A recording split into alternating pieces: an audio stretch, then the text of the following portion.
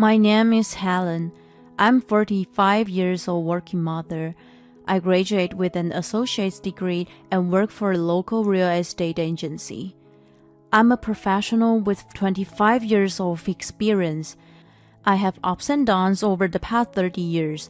I married twice and had one child. My first marriage was in my 20s. But my ex-husband was involved in a tragic car crash and passed away. I was so devastated that I thought about following him. At such time, my current husband, Ken, who was 2 years my junior, consoled me and gave me hope to move forward. He was the worst salesman working in the same office as me. But I thought he was cute. Well, the cuteness I saw in him disappeared and turned into unreliability and triviality after we got married. He comforted and confided his love in me when I was done. "I'm in love with you, Helen. Please, marry me. I want to make you happy again." It was easy to be lured by his tenderness when I was in the dark hole. 3 years after my ex-husband passed away, I finally accepted his continuous proposals and was married to him. 70 years have passed since then. Although I wasn't able to have a child with my ex, I had a son with Ken. My son, Tom, was already 15 years old. He was a high school junior, working hard on his project for national science research competitions. I had a turbulent life, but I felt happiness once again. At least that was what I thought until a year ago. The change came when we had to decide what to do with Ken's mother. "I want my mom to move in with us.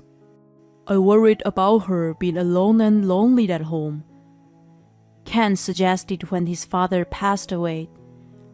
"We have a spare bedroom we hardly use, you know. It can be her room." I contemplated. It was true that there was a spare bedroom rarely used, except for occasional guests, but if I had to live with my mother-in-law, it was a different story. I didn't want to create a disturbance in Tom's study either. "If my mom could take up on the chores, you'll have more time to take better care of Tom. She can even prepare late-night snacks for him," he said simply. When Tom stayed back at school with his research team, he always had to eat fast food for dinner. Some mothers packed or delivered healthy meals to their kids.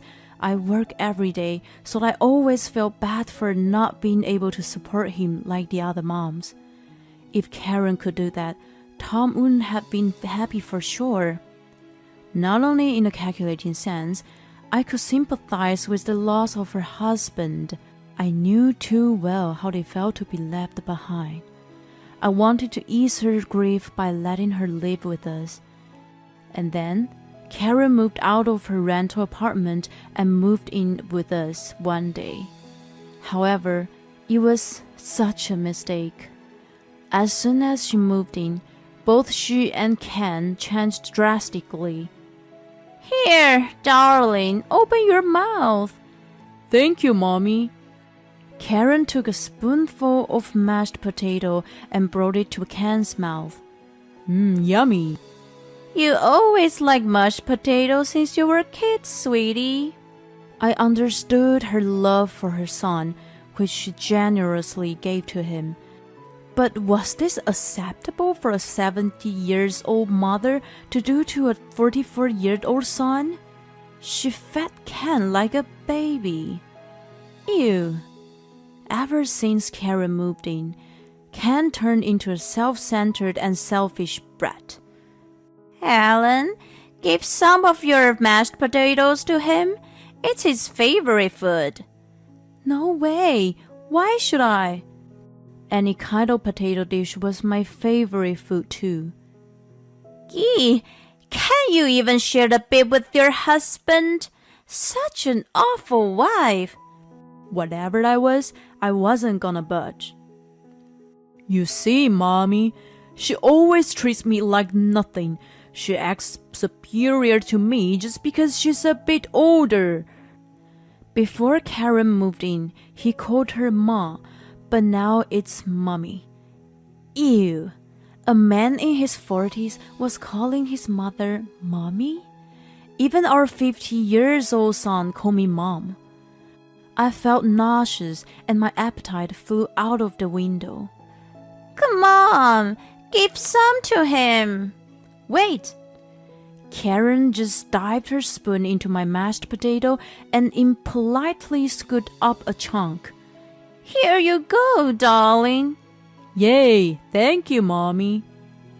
Ew, it was revolting to watch. The exchange between the brat and his mom was so ridiculous that I rolled my eyes.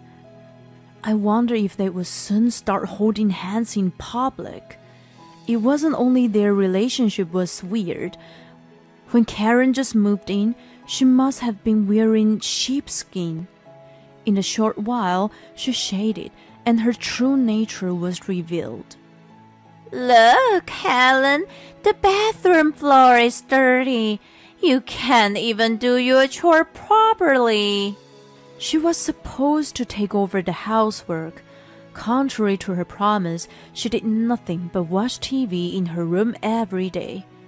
And she criticized the way I did things. If you don't like it, please, you can do it yourself. I'm busy with work too. If I retorted, she immediately tried to get Ken on her side. Darling, it's terrible. I was just telling her out of my kindness. Of course, he took her side. You need to listen to the elder. If I need to listen to her, I was older than Ken too. She did absolutely nothing to help with the housework, and of course, she never even tried to prepare Tom's late-night snacks. On the contrary, she disturbed him while he was focusing on his research. Karen turned on the volume when Tom's working. It's too loud for him to concentrate. She didn't flinch even thought I complained harshly. What's wrong with you? My hearing is bad. Let me watch it as loud as I want. She countered and then, he's not focusing hard enough if TV bothers him. I'll tell him. Tom, come here for a sec. She made an illogical accusation against him. Stop it! I tried my best, but she never cooperated to reduce the noise.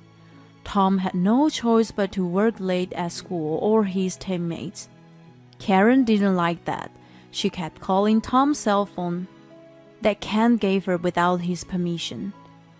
Tom, why are you still out so late? Come back right now. Such unreasonable treatment wasn't good for his education and morals.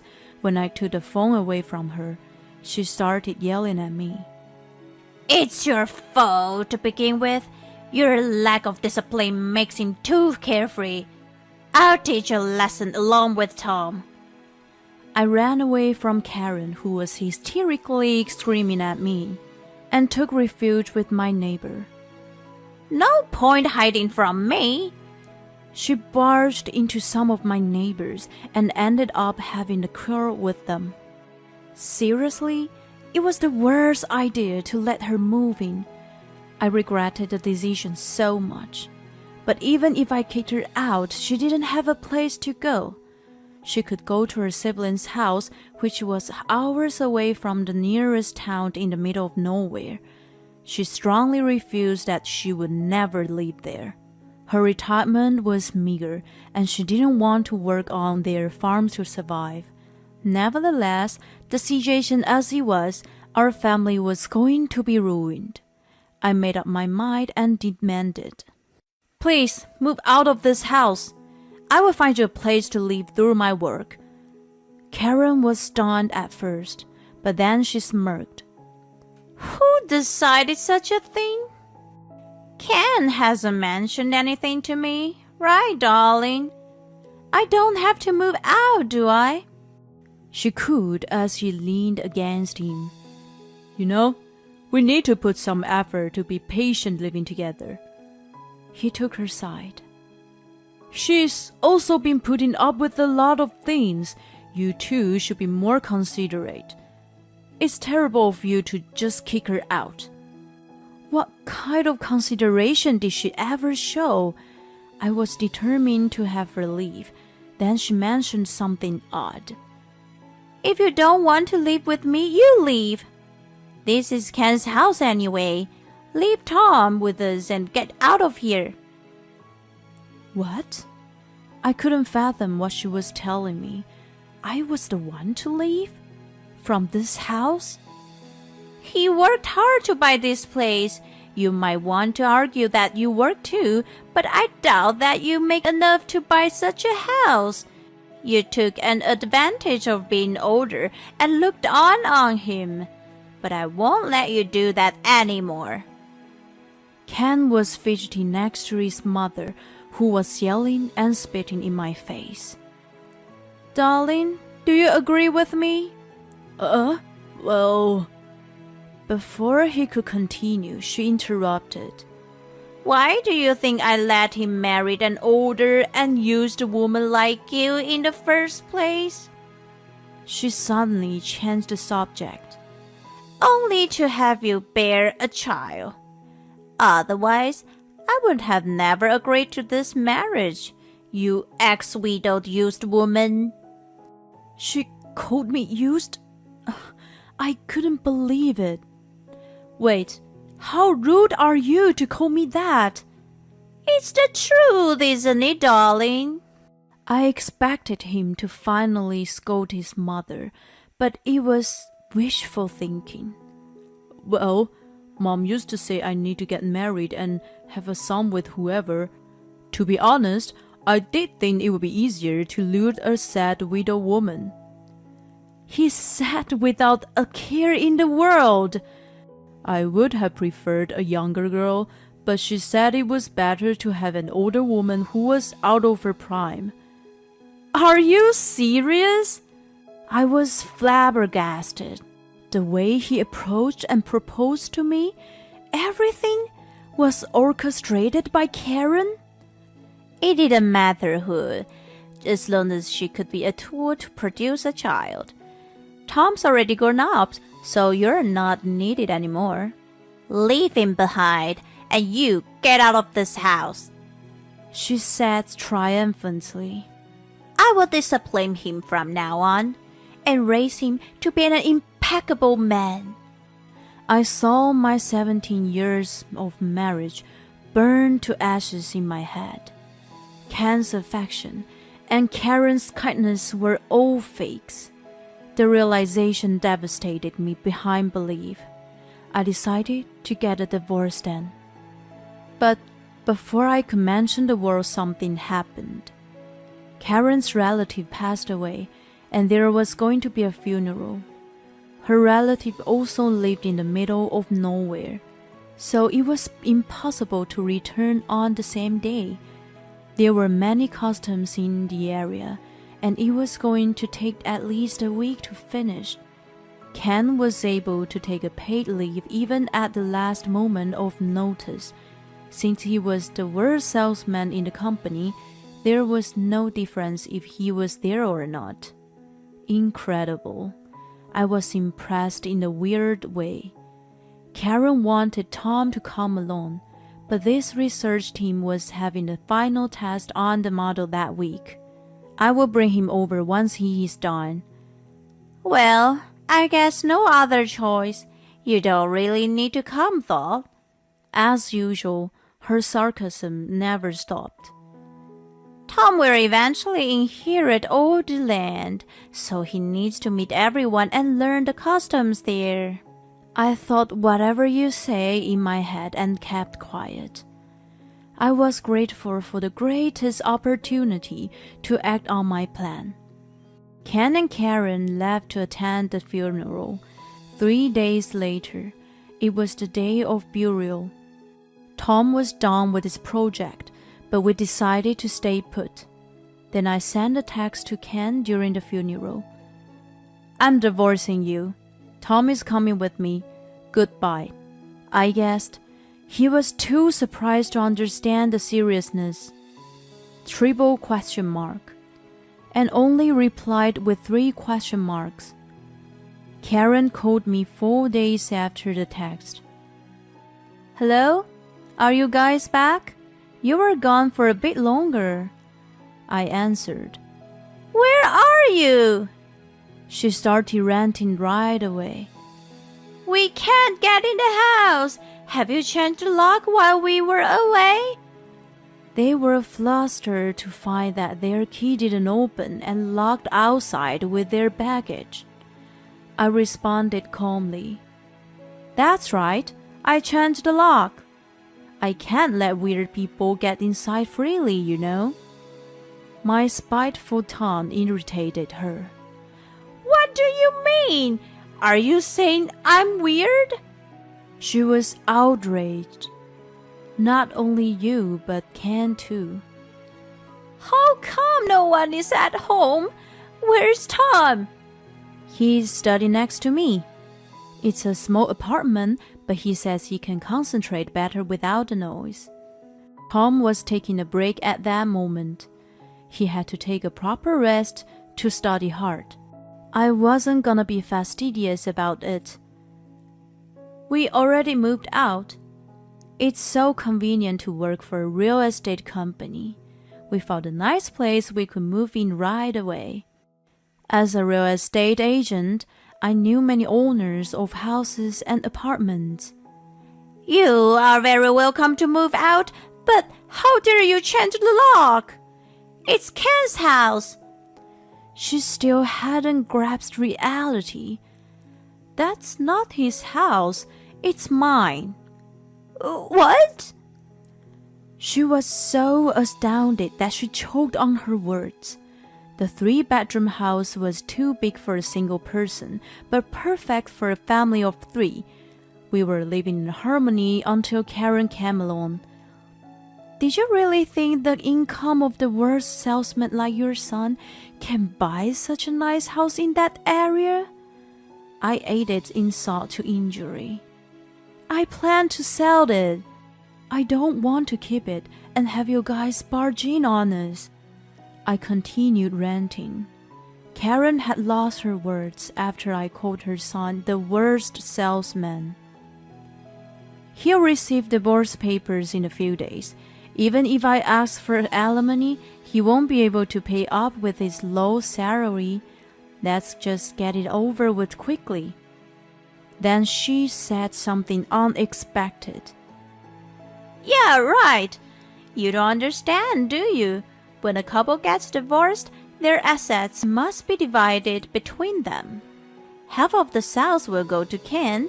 She tried hard to keep her wits about her. Karen, I don't have to share the assets I had prior to the marriage. I laughed at her shallow wisdom. I voted with my ex-husband's life insurance. She was speechless at this unexpected provision of the law. Do you get it? That's that then. I was about to hang up when stubborn Karen started screaming. Then return Tom to us! I'm not giving up the custody of my only grandson. I turned the speaker on and let Tom join the conversation. Hey Tom, your grandma says she wants to live with you. She says you can take her inheritance. What do you want to do? He threw a magazine he was reading and said, No way, I can't. That's out of the question. She and Dad are really weird. I shudder to think what she would do to me if I became the heir of her family. I turned the speaker off and said, Here you go. He doesn't want to be the heir, so please find someone else. Although, a son like yours, over 40, low income, and mommy's boy, will have a hard time finding a woman. Well then, take care. Ken and I got divorced.